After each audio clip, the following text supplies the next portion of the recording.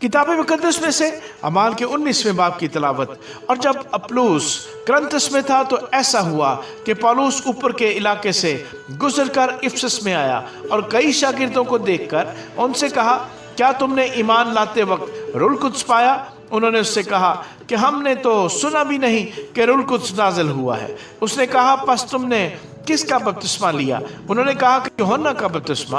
पौलुस ने कहा, यूहन्ना ने लोगों को ये कहकर तौबा का बपतिस्मा दिया कि जो मेरे पीछे आने वाला है उस पर यानी यीशु पर ईमान लाना। उन्होंने ये सुनकर खुदावंद यीशु के नाम का बपतिस्मा लिया। जब पौलुस ने उन पर हाथ रखे तो रूह कुद्स उन पर नाज़िल हुआ और वो तरह तरह की जुबानें बोलने और नबूवत करने लगे। और वो सब तखमीनन 12 आदमी थे। फिर वो इबादत खाने में जाकर 3 महीने तक दिलेरी से बोलता और खुदा की बादशाही की बाबत बहस करता और लोगों को कायल करता रहा। लेकिन जब बाज सख्त दिल और नाफरमान हो गए बल्कि लोगों के सामने इस तरीक को बुरा कहने लगे तो उसने उनसे किनारा करके शागिर्दों को अलग कर लिया और हर रोज़ तुरनस के मदरसा में बहस किया करता था। 2 वर्ष तक यही होता रहा, यहाँ तक कि आसिया के रहने वालों, क्या यहूदी क्या यूनानी, सब ने खुदावंद का कलाम सुना और खुदा पौलुस के हाथों से खास खास मौजे दिखाता था। यहाँ तक कि रुमाल और पटके उसके बदन से छुआकर बीमारों पर डाले जाते थे और उनकी बीमारियां जाती रहती थीं और बुरी रूहें उनमें से निकल जाती थीं।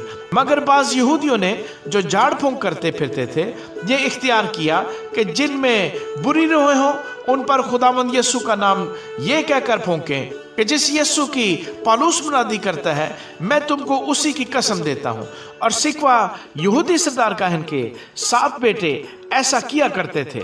बुरी रूह ने जवाब में उनसे कहा कि यीशु को तो मैं जानती हूँ और पौलुस से भी वाकिफ हूँ, मगर तुम कौन हो? और वो शख्स जिस पर बुरी रूह थी कूदकर उन पर जा पड़ा और दोनों पर गालिब आकर ऐसी ज्यादती की कि वो नंगे और जख्मी होकर उस घर से निकल भागे। और ये बात इफिसस के सब रहने वाले यहूदियों और यूनानियों को मालूम हो गई। बस सब पर खौफ छा गया और खुदावंद यीशु के नाम की बुजुर्गी हुई। और जो ईमान लाए थे उनमें से बतेरों ने आकर अपने अपने कामों का इकरार और इजहार किया और बहुत से जादूगरों ने अपनी अपनी किताबें इकट्ठी करके सब लोगों के सामने जला दी। और जब उनकी कीमत का हिसाब हुआ तो 50,000 रुपए की निकली।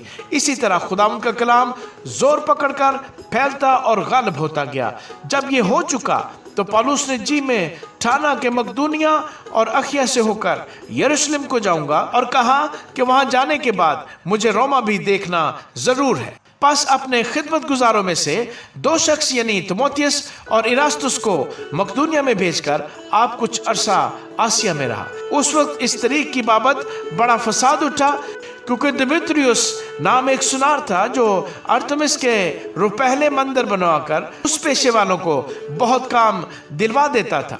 उसने उनको और उनके मुतालिक और पेशा वालों को जमा करके कहा, आए लोगों, तुम जानते हो कि हमारी आसूदगी इसी काम की बदौलत है और तुम देखते और सुनते हो कि सिर्फ इफिसस में नहीं बल्कि तकरीबन तमाम आसिया में इस पौलुस ने बहुत से लोगों को यह कहकर कायल और गुमराह कर दिया है कि जो हाथ के बनाए हुए हैं वो खुदा नहीं है।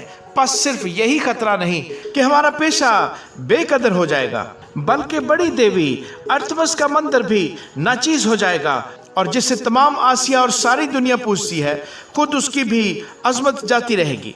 वो ये सुनकर गुस्से से भर गए और चिल्ला चिल्ला कर कहने लगे कि इफिसियों की अर्थमस बड़ी है और तमाम शहर में हलचल पड़ गई। और लोगों ने गयुस और अरिस्तर्खुस मकदूनिया वालों को जो पौलुस के हम सफर थे पकड़ लिया और एक दिल होकर तमाशागाह को दौड़े। जब पौलुस ने मजमे में जाना चाहा तो शागिर्दों ने जाने न दिया और आसिया के हाकिमों में से उसके बाज दोस्तों ने आदमी भेजकर उसकी मिन्नत की कि तमाशागाह में जाने की जरूरत ना करना। और बाज कुछ चिल्लाए और बाज कुछ, क्योंकि मजलिस दरहम बरहम हो गई थी और अक्सर लोगों को ये भी खबर न थी कि हम किस लिए इकट्ठे हुए हैं।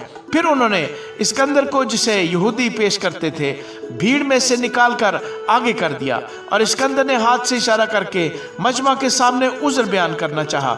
जब उन्हें मालूम हुआ कि ये यहूदी है तो सब हम आवाज़ होकर कोई 2 घंटे तक चिल्लाते रहे कि इफिसियों की अर्थमस बड़ी है। फिर शहर के मुहर्रर ने लोगों को ठंडा करके कहा, ए इफसियों, कौन सा आदमी नहीं जानता कि इफसियों का शहर बड़ी देवी अर्थमस के मंदिर और उस मूरत का मुहाफिज है जो ज़ेउस की तरफ से गिरी थी। बस जब कोई इन बातों के खिलाफ नहीं कह सकता तो वाजिब है कि तुम इत्मीनान से रहो और बेसोचे कुछ ना करो, क्योंकि ये लोग जिनको तुम यहाँ लाए हो न मंदिर को लूटने वाले हैं न हमारी देवी की बदगोई करने वाले। बस अगर दमित्रियस और उसके हम पेशा किसी पर दावा रखते हो तो अदालत खुली है और सूबेदार मौजूद हैं, एक दूसरे पर नालिश करें। और अगर तुम किसी और अमर की तहकीकात चाहते हो तो बाज़ाब्ता मजलिस में फैसला होगा, क्योंकि आज के बलवे के सबब से हमें अपने ऊपर नालिश होने का अंदेशा है, इसलिए कि इसकी कोई वजह नहीं है और इस सूरत में हम इस हंगामे की जवाबदेही न कर सकेंगे। यह कहकर उसने मजलिस को बर्खास्त किया। आमीन।